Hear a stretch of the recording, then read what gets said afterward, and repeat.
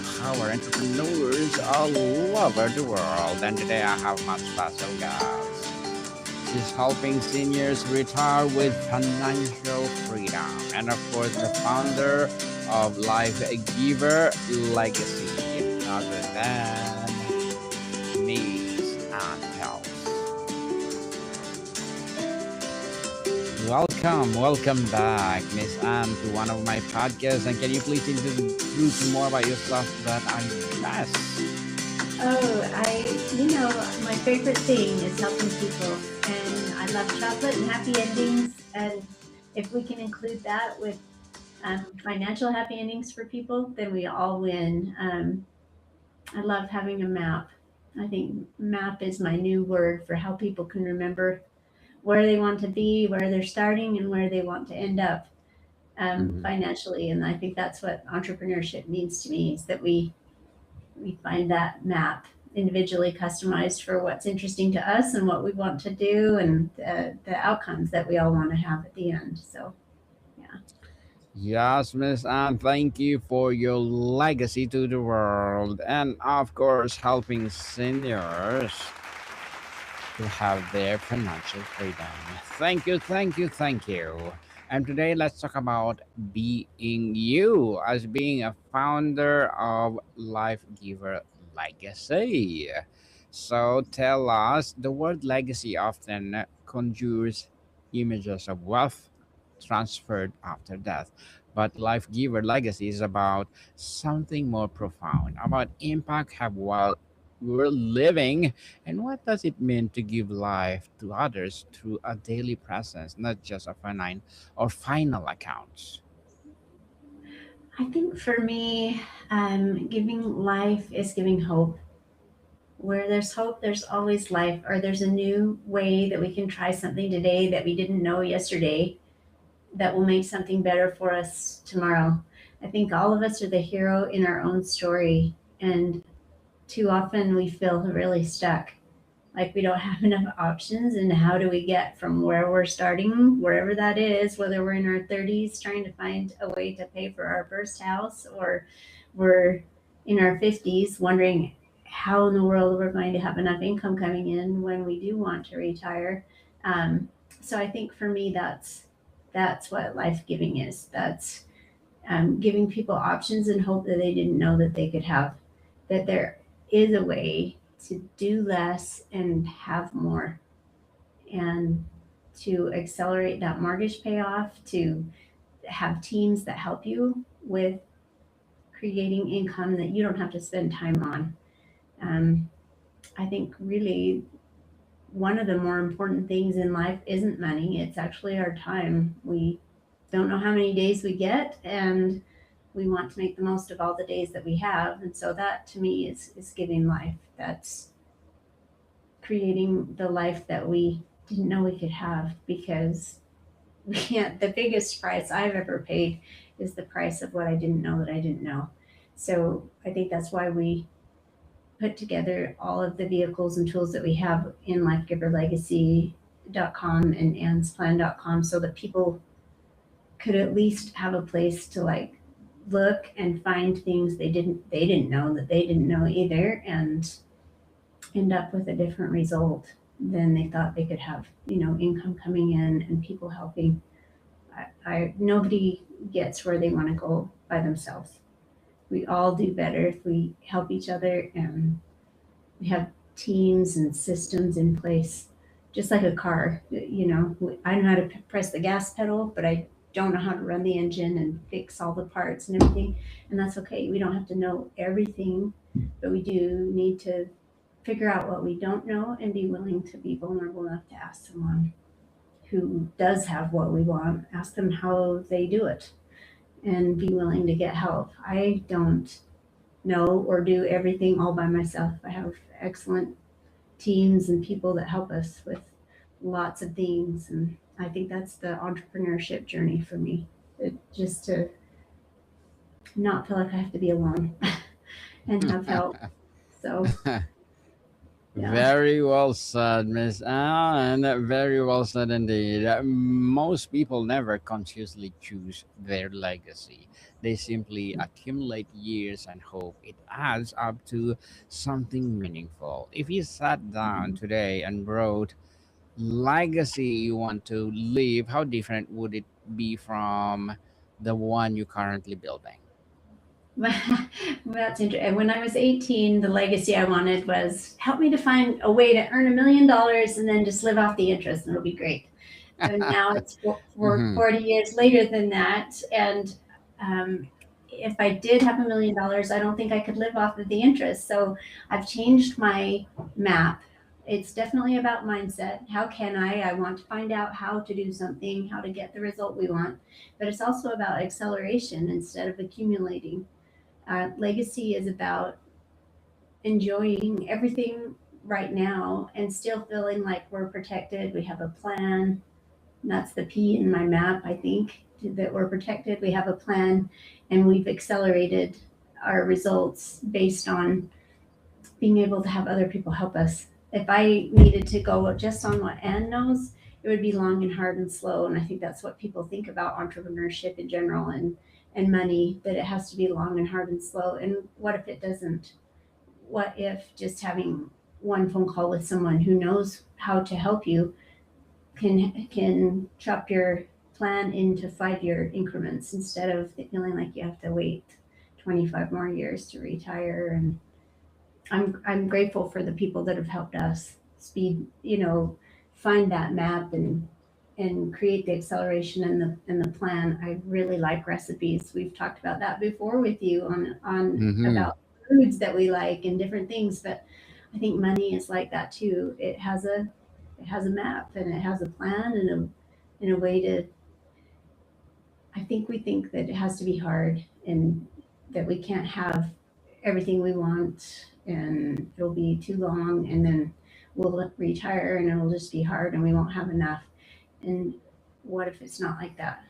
What if we just needed to find out what we don't know that we don't know yet and ask good questions to get the info we need? So um, I'm really grateful for all the stuff that I didn't know, so I could get help. Again, to not have to feel alone. I, all I knew at the start, besides wanting to earn $1 million and live off the interest, was how to balance a checkbook, and we don't even hardly use checkbooks anymore. So, you know, it's all different now, and I think just being willing to part of what my grandparents taught me to leave a legacy was to keep learning, keep loving, keep living every day like it's your last day, just in case it is. We all hope we have long time left, but sometimes we don't. And in the meantime, we might have been able to make a really big difference to a lot of people in a very little way, like the smile at the grocery store. It's not always all about um, how much money we have either. Sometimes it's just about all the different ways we can be kind and have options to help people because of everything we've learned. So, Definitely. And again, thank you for your legacy, Miss Anne. All life giver leaves people stronger than they found them. Who in your yeah. life would say you've done that, and would you say you took more than you gave? Uh, I've had so many people give so much to us. It really is a pay it forward thing.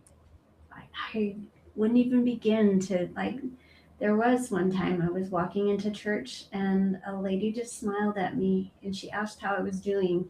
And I needed to be able to tell her that today was not a good day and I needed help. And I felt like I could reach out and have that friendship with her. So I think there's just so many people who have been that help for us that now we have an opportunity to be able to help others too. And there are many, many ways, for the price of a pizza, we can brighten someone's day or even a little candy bar or all the different ways. I think that when we give someone an idea and we teach them how to fish, it will last for years beyond Mm-hmm.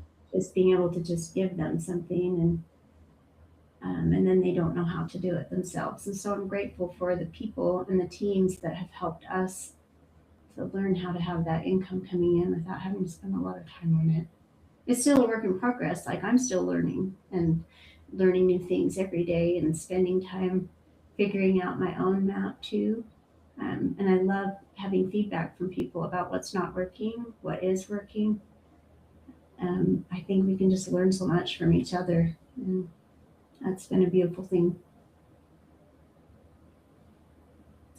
Well, Miss Anne, legacy is not just about what you leave for people. It's about what you have in people. What belief, values, or capabilities are you planting in others that will outlast any possession you could hand down? I think mindset. When grandpa told me that can't wasn't even in his dictionary when I was 15, I'm like, I can't do this thing. I'm totally frustrated. I'm sure I was for most of my teenage years. But one time he sat me down on the couch and he said that. And I'm like, can't's not even in your dictionary? Yes, it is. It's between B and D. It starts with a C. And he just said, you know, Anne, instead of saying can't, say, how can I? And as I've done that, even about how can I have better health? How can I have better relationships? How can we do better on this thing that just happened? How could we do better next time? I think that's the entrepreneurship journey too. Like Edison failed a ton. Well, quote, failed. He learned every time something didn't work with the light bulb. And maybe that really wasn't a failure after all. Maybe that was a way that he learned what didn't work so the next time he could do better and create that legacy that we have now, which is lights and all the things we use electricity for, all those things. Definitely, yes. So, Miss Anne, Life Giver suggests that your very existence is meant to be source of nourishment, strength, and encouragement to others. When do you feel most alive, most like yourself? And does that experience typically involve giving or receiving? Actually, it's probably giving, but I love receiving too. I think that we're alive whenever we're contributing to something bigger than ourselves. Like that, my son learned a new skill this last month, and now he can help more people with what he's learned. Or if you've been able to help a child learn something, or even an adult that was totally frustrated and could not figure out how to get from point A to point B financially, and now they have that map and they're ready to go and they know what their next steps are, that can be life changing for people. I think that's where I like the idea of the map, your mindset, and then accelerating and having that plan and just feeling like. So for me, I think that's when I'm most alive, that I watch people go, I Hmm. didn't know I could do that, and now I know how. Like when you create a great recipe, and now you know how to do it over and over and over 100 million more times because you found the way that it works. Definitely. So, Miss Anne, the gap between what we could contribute and what we actually contribute is often filled with fear, Yes. distraction, and noise of other people's expectations. What fear is currently silencing and contribution only you can make? I feel like each of us has our own unique contribution. We're the hero in our own story. And my contribution might be from the things that I've learned that work well for me, but I might also need to learn from what other people have done that works well for them. So uh, I think one unique contribution for us is creating that income for people that just keeps coming in. But I also really, really value the people around me who know how to do other parts of businesses that I don't know how to, that I can just turn it to them and say, this is what I'd like to have happen for marketing. This is what we need to have happen for each of the customers and the families that we help, you know, and make sure that people are just aware of the vision and overall purpose of things, but I don't have to personally direct every piece of it. I think it's like Henry Ford, he knew how to gather people around him that knew how to put all of those pieces together in to make the car. And it was amazing and new, and wow, we have a way to move a lot faster than we used to be able to because of him being able to gather really smart people around him. He may not have known all the different parts of how to do the car himself, but he knew how to put together a system and a team to make that happen. And I think that's really where entrepreneurship is coming together to collaborate and make a really amazing thing together as a group, and not feeling like we need to do it all by ourselves and just rely on what we only know, and our own contribution just all by ourselves. Yes, amazing things. Definitely, Miss Anne, saying yes to one thing always means saying no to something else. What are you Yes. currently saying yes to that is preventing you from giving your deepest gift? Oh, I love that question. I'm actually going to take that home with me and use that every day, because I think it is important that we focus our yeses on those most important things and say no to the things that would distract or discourage away from our most important contributions and gifts. I think it'll be different for each person. For me, I am not as focused as I was on watching movies and reading books. I totally enjoy that, but I am spending more time just creating that map for people and feeling like that's fulfilling to watch them go, I didn't know that was even possible. Um, and I think that that happens with all kinds of good things. A great recipe that works, and everyone goes, "Oh my word, that works!" Or my health improved so much, my relationships improved, and maybe having the money worries taken away will be like that for them. That they can feel like, "Oh my word, I had no idea that was even possible to have income coming in without having to spend a lot of time on it." And what if it really was just one? I had a friend say to me, "We're all one person away from a lifetime of wealth." And I thought, wow, what if I haven't asked? What if I just thought it couldn't be done? So I had can't in my dictionary too much, and I didn't ask someone how to have them help me. Um, I just, it fascinates me how one conversation can make a world of difference for someone. So I know it has for me. People have done that for me, and it's fun to be able to watch that happening now. Beautifully articulated, Miss Anne. Regret is not the pain of things we did wrong. It's the ache of the person who would have been but never become. Mm. What future regret are you currently authoring through your present choices, Miss Anne?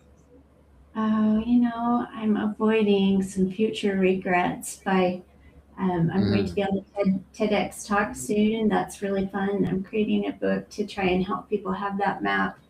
Um, so I don't know if I have regrets. I did in the past. As a young mom, I felt very overwhelmed, and just how do I keep balancing everything? We need to have income coming in. How do I balance that with the needs of my young children?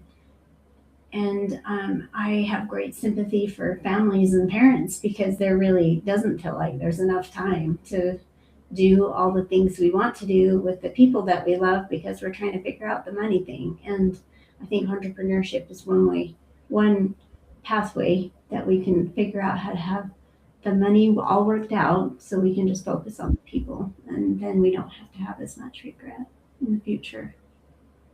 Mm. Certainly, Miss Anne. Life Giver Legacy implies that giving life is not one time act but ongoing orientation. What a daily practice keeps connected to your capacity to give rather than depleting you until you have nothing left to offer. Oh, I love your questions. They're beautiful. I Thank think you. 10-minute magic. 10-minute magic. I try to spend 10 minutes or 2 minutes if that's all you have, but a few Mm-hmm. minutes every day, meditating and going inside in my heart to think about how to keep can't out of my dictionary. How can I figure this out today? How can I figure out how to work out this thing I'm working on? And um, when we have that how can I piece and we're meditating and thinking about that for a few minutes each day, it's amazing what insight we will have. I think all of us have more answers inside than we think we do.